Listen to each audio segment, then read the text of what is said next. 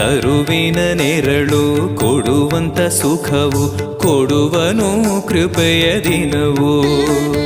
ಸ್ಥಿರ ಇರುವ ಮನ ಎನಗಿರಲಿ ಶರಣಾಗತಿ ಎಂದು ಬರಲಿ.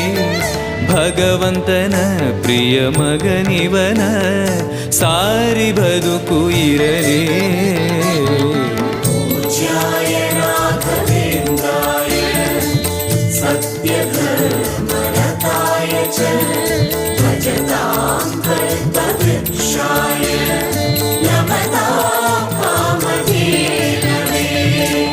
ಆಲಯವೆಂದರೆ ಮಂತ್ರಾಲಯವೇ ಬೇರೆ ನಾ ಅರಿಯಲಾರೆ.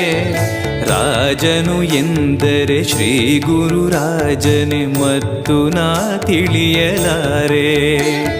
ಆಲಯವೆಂದರೆ